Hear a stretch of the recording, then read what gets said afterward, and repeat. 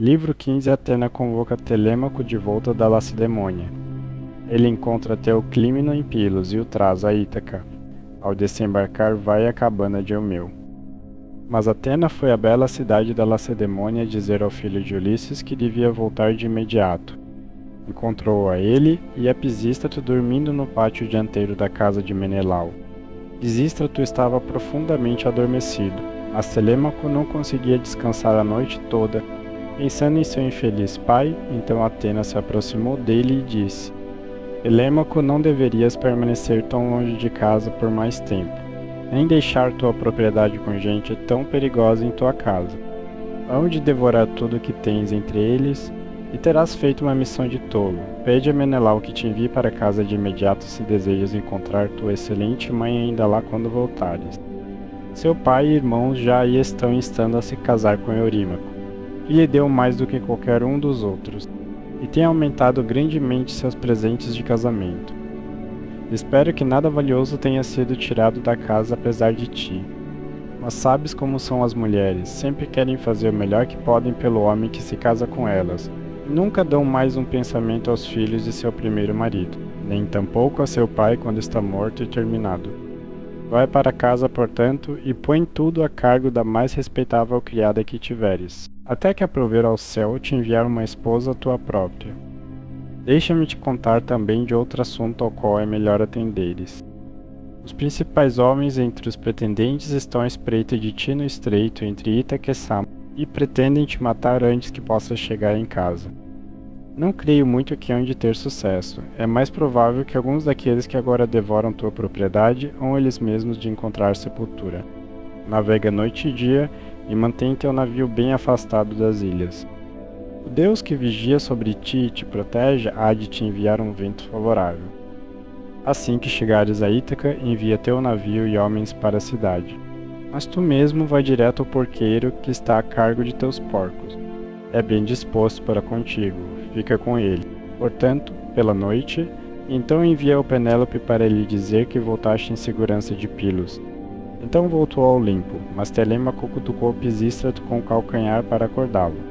Disse: Acorda, Pisístrato, e atrela os cavalos ao carro, pois devemos partir para casa.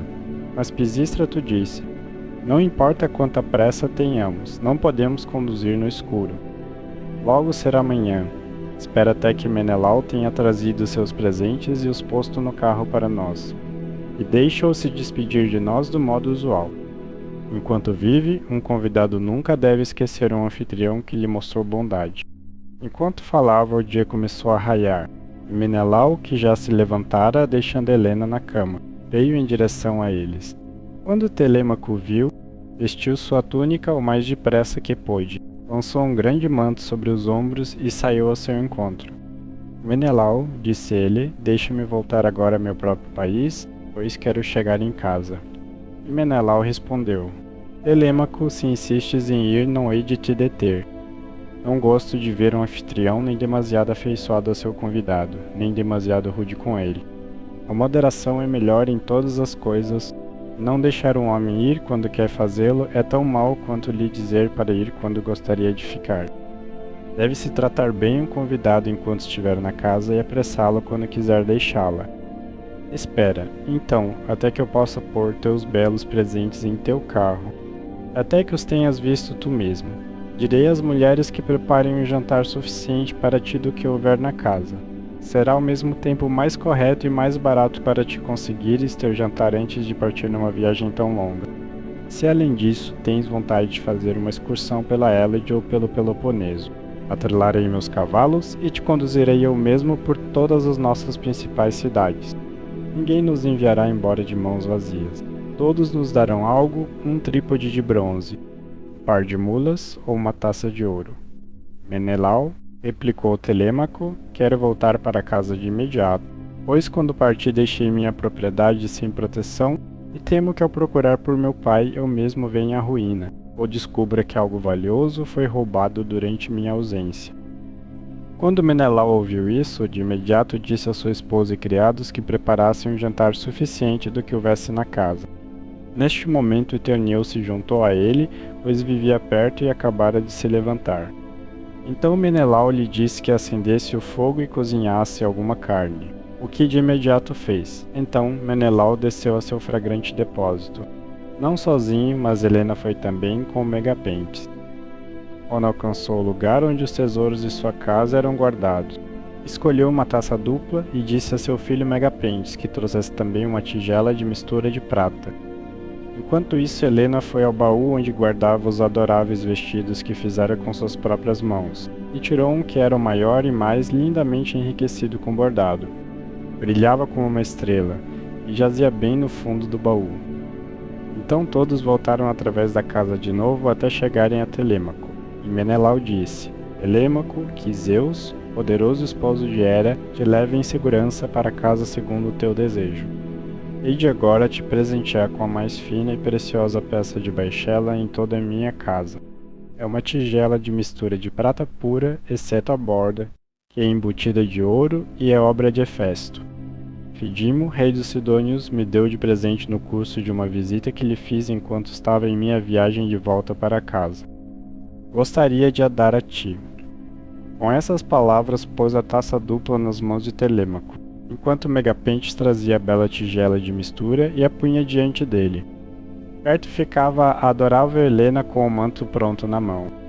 Eu também, meu filho, disse ela, tenho algo para ti como lembrança da mão de Helena. É para tua noiva vestir em seu dia de casamento. Até então, deixa que tua querida mãe o guarde para ti. Assim possas voltar regozijando a teu próprio país e a teu lar. Assim dizendo, entregou-lhe o manto e ele o recebeu com alegria. Então Pisístrato pôs os presentes no carro, e os admirou todos ao fazê-lo.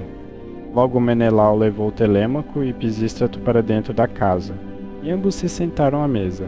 Uma criada lhes trouxe água numa bela jarra dourada, e a derramou numa bacia de prata para que lavassem as mãos, e aproximou uma mesa limpa junto a eles. Uma serva graduada lhes trouxe pão, e lhes ofereceu muitas boas coisas do que havia na casa. Eteoneu trinchou a carne e lhes deu a cada um suas porções, enquanto Megapentes servia o vinho. Então puseram as mãos sobre as boas coisas que estavam diante deles. Mas assim que se fartaram de comer e beber, Telêmaco e Pisístrato atrelaram os cavalos, e tomaram seus lugares no carro. Saíram através do portão interior e sob a casa do portão ressonante do pátio externo. E Menelau veio atrás deles com um cálice dourado de vinho na mão direita para que fizessem uma libação antes de partirem. Ficou diante dos cavalos e brindou-lhes, dizendo: Adeus a ambos, vede que conteis a Nestor como vos tratei, pois foi tão bondoso comigo quanto qualquer pai poderia ser enquanto nós. Aqueus lutávamos diante de Troia. Certamente, Senhor, respondeu Telêmaco, hei de lhe contar tudo assim que o virmos. Quisera eu estar tão certo de encontrar Ulisses de volta quando chegar a Ítaca, para poder lhe contar da grandíssima bondade que me mostraste e dos muitos belos presentes que levo comigo. Enquanto assim falava, um pássaro voou sobre sua mão direita, uma águia com um grande ganso branco em suas garras, e arrebatara do quintal da fazenda, e todos os homens e mulheres corriam atrás dela e gritando. Aproximou-se bem deles e voou embora sobre suas mãos direitas diante dos cavalos. Quando a viram, ficaram contentes e seus corações se confortaram dentro deles. Sobre o que Pisístrato disse: Dize-me, Menelau, o céu enviou este presságio para nós ou para ti? Menelau estava pensando qual seria a resposta mais apropriada para dar, mas Helena foi rápida demais para ele e disse: Hei de interpretar este assunto como o céu pôs em meu coração, e como não duvido que há de se realizar. A águia veio da montanha onde foi criada e tem seu ninho, e do mesmo modo Ulisses, depois de ter viajado longe e sofrido muito, há de voltar para se vingar, se de fato já não está de volta e tramando maldade para os pretendentes. Que Zeus assim o conceda, respondeu Telêmaco, se assim se provar, hei de te fazer votos como se fosses uma deusa, mesmo quando estiver em casa. Ao falar, chicoteou seus cavalos e partiram em plena velocidade através da cidade em direção ao campo aberto. Balançaram o jugo sobre os pescoços e viajaram o dia todo até que o sol se pôs e a escuridão cobriu toda a terra. Então chegaram a Feras, onde vivia Diócles, que era filho de Ortíloco, filho de Alfeu. Ali passaram a noite e foram tratados hospitaleiramente. Quando a filha da manhã, Aurora de dedos rosados, apareceu de novo, atrelaram seus cavalos e seus lugares no carro. Saíram através do portão interior e sob a casa do portão ressonante do pátio externo. Então Pisístrato chicoteou seus cavalos e voaram para a frente sem nenhuma relutância. Não muito depois chegaram a Pilos, e então Telêmaco disse: Pisístrato, espero que me prometas fazer o que vou te pedir. Sabes que nossos pais foram velhos amigos antes de nós. Além disso, temos ambos a mesma idade, e esta viagem nos aproximou ainda mais. Não me leves, portanto, além de meu navio, mas deixa-me ali, pois se for à casa de teu pai, ele tentará me manter no calor de sua boa vontade para comigo, e devo ir para casa de imediato. Pisístrato pensou em como deveria fazer o que lhe fora pedido, e no fim julgou melhor virar seus cavalos em direção ao navio, e pôr os belos presentes de ouro e vestes de Menelau na popa da embarcação. Então disse: Embarca de imediato e dize a teus homens que façam o mesmo antes que eu possa chegar em casa para contar a meu pai. Sei quão obstinado ele é e tenho certeza de que não te deixará ir. Virá aqui te buscar e não voltará sem ti. Mas há de ficar muito irado. Com isso conduziu seus bons corcéis de volta à cidade dos Pilhos e logo alcançou seu lar. Mas Telêmaco reuniu os homens e deu suas ordens. Agora, meus homens, disse ele, ponde tudo em ordem a bordo do navio, e partamos para casa. Assim falou ele, e embarcaram exatamente como dissera.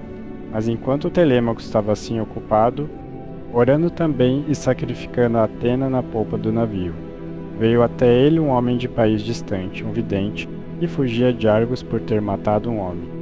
Descendia de Melampo, que costumava viver em Pilos, a terra das ovelhas, era rico e possuía uma grande casa, mas fora levado ao exílio pelo grande e poderoso rei Neleu. Neleu apreendeu seus bens e os reteve por um ano inteiro, durante o qual foi prisioneiro rigoroso na casa do rei Fílaco e em grande aflição de espírito, tanto por causa da filha de Neleu, quanto porque era assombrado por grande tristeza que a temível Erínia lhe impusera. No fim, porém, escapou com vida, conduziu o gado de Fílace a Pilos, vingou o mal que lhe fora feito e deu a filha de Neleu a seu irmão. Então deixou o país e foi a Argos, onde estava ordenado que reinasse sobre muito povo. Ali se casou, se estabeleceu e teve 2 filhos famosos, Antífates e Mâncio. Antífates tornou-se pai de Eucleu, e Eucleu de Anfiaral, que era eternamente amado tanto por Zeus quanto por Apolo. Mas não viveu até a velhice, pois foi morto em Tebas por causa dos presentes de uma mulher. Seus filhos eram Alcmeon e Anfíloco. Mâncio, o outro filho de Melampo, foi pai de Polifides e Clito. A Aurora, entronizada em ouro, arrebatou Clito por sua beleza, para que habitasse entre os imortais, mas Apolo fez de Polifides o maior vidente de todo o mundo agora que Anfiaral estava morto. Discutiu com seu pai e foi viver em Pérese, onde permaneceu e profetizou para todos os homens. Foi seu filho, Teoclímeno, quem agora se aproximou de Telêmaco enquanto fazia libações e orava em seu navio. Amigo, disse ele, agora que te encontro sacrificando neste lugar, suplico-te pelos teus próprios sacrifícios, e pelo Deus a quem os fazes, peço-te também por tua própria cabeça e pelas de teus seguidores que me digas a verdade e nada mais que a verdade. Quem és e de onde vens? Conta-me também de tua cidade e paz. Telêmaco disse: Hei de te responder com toda a verdade. Sou de Ítaca e meu pai é Ulisses, tão certo quanto ele já viveu. Mas chegou algum fim miserável. Portanto, tomei este navio e reuni minha tripulação para ver se posso ouvir alguma notícia dele, pois esteve ausente por longo tempo. Eu também, respondeu Teoclímeno. Sou exilado, pois matei um homem de minha própria raça. Tenho muitos irmãos e parentes em Argos e tenho grande poder entre os argivos. Estou fugindo para escapar da morte por suas mãos, e assim estou condenado a ser um errante pela face da terra. Sou teu suplicante, toma-me, portanto, a bordo de teu navio para que não me matem, pois sei que estão em perseguição. Não hei de te recusar, replicou Telêmaco, se desejas te juntar a nós. Vem, então, e em Ítaca hemos de te tratar hospitaleiramente conforme o que temos. Sobre isso recebeu a lança de Teoclímeno e a pousou no convés do navio. Embarcou e se sentou na popa, pedindo a Teoclímeno que se sentasse a seu lado. Então os homens soltaram os cabos. Telêmaco lhes disse que segurassem as cordas e se apressaram a fazê-lo. Puseram o mastro em seu encaixe na trave transversal, o ergueram e o prenderam com os estágios de proa, e içaram suas velas brancas com escotas de couro de boi torcido. Atena lhes enviou um vento favorável que soprava fresco e forte para levar o navio em seu curso o mais depressa possível. Assim então passaram por Crune e Calces. Logo o sol se pôs e a escuridão cobriu toda a terra. A embarcação fez rápida passagem até Fias e dali até Élida, onde reinam os Epeus. Telêmaco então a dirigiu para as Ilhas Voadoras, imaginando consigo mesmo se escaparia da morte ou seria feito prisioneiro. Enquanto isso, Ulisses e o porqueiro comiam sua ceia na cabana, e os homens cearam com eles. Assim que se fartaram de comer e beber, Ulisses começou a tentar sondar o porqueiro e ver se continuaria a tratá-lo bondosamente e lhe pediria para ficar na estação ou mandaria embora para a cidade. Então disse: Eu meu e todos vós, amanhã quero ir embora e começar a mendigar pela cidade, para não ser mais problema para ti ou para teus homens. Dá-me, portanto, o teu conselho, e deixa-me ter um bom guia para ir comigo e me mostrar o caminho. Hei de fazer a ronda da cidade mendigando como devo, para ver se alguém me dará uma bebida e um pedaço de pão. Gostaria também de ir à casa de Ulisses e trazer notícias de seu marido, a rainha Penélope. Poderia então andar entre os pretendentes e ver se, de toda a sua abundância, me dão um jantar. Logo lhes faria um excelente servo em todo tipo de coisas. Escuta e acredita quando te digo que, pela bênção de Hermes, que dá graça e bom nome às obras de todos os homens, não há ninguém vivo que seria servo mais habilidoso do que eu, para pôr lenha fresca no fogo, cortar combustível, trinchar, cozinhar, servir vinho e fazer todos aqueles serviços que homens pobres têm de fazer para seus superiores.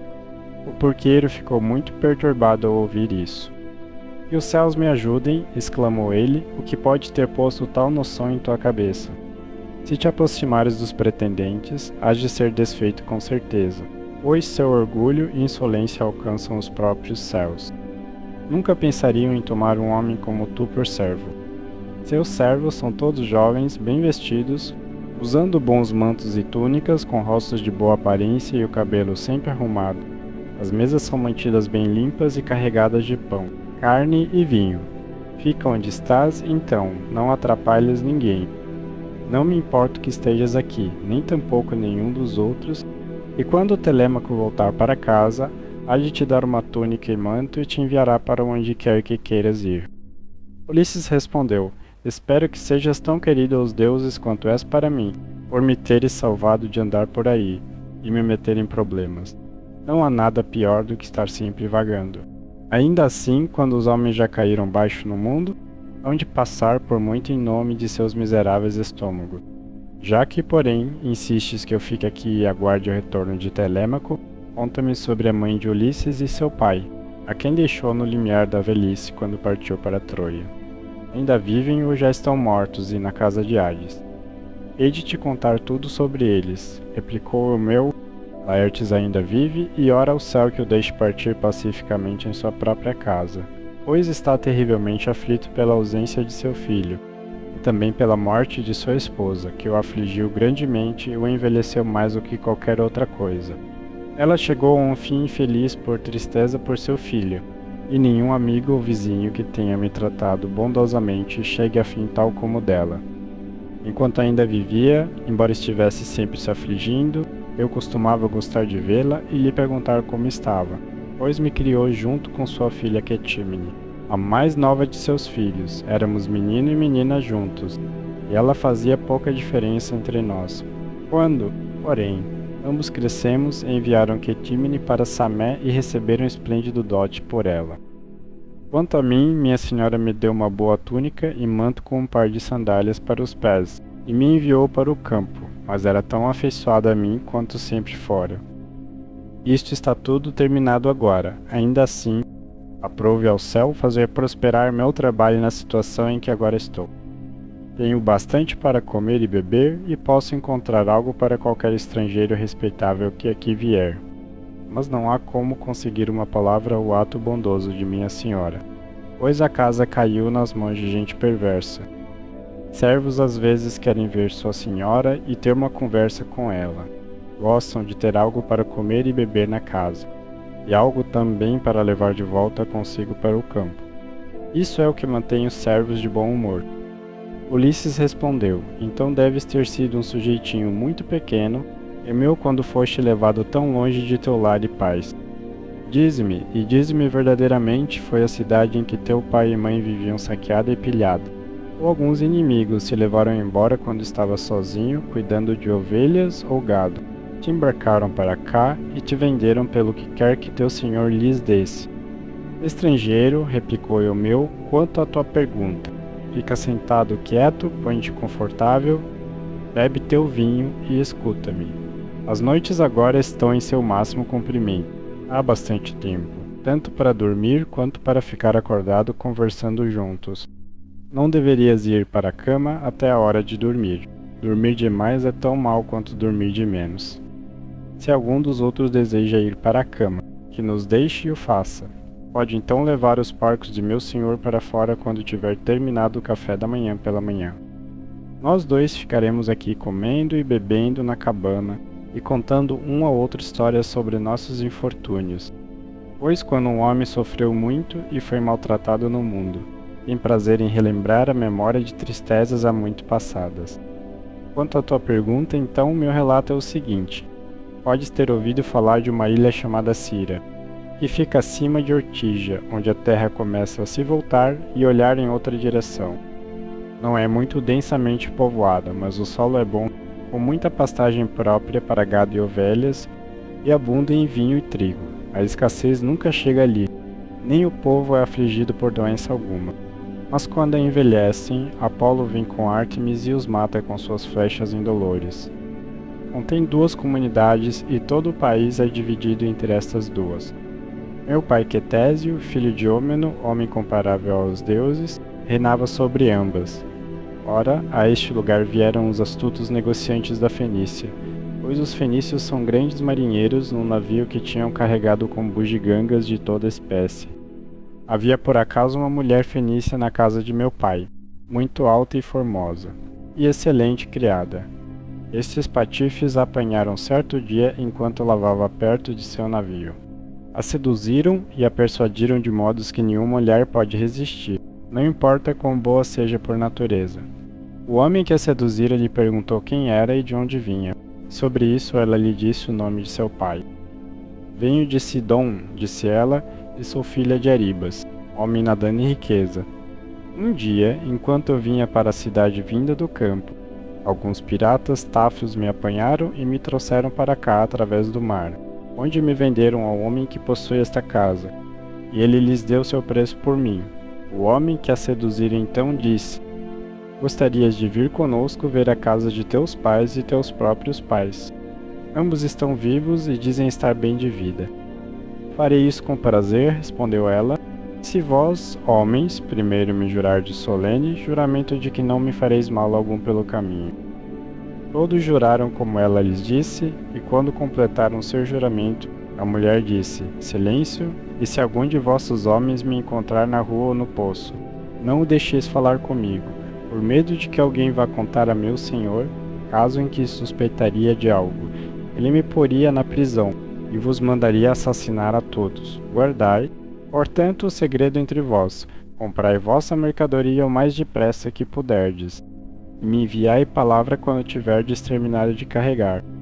Hei de trazer tanto ouro quanto conseguir pôr as mãos, e há algo mais também que posso fazer para pagar minha passagem.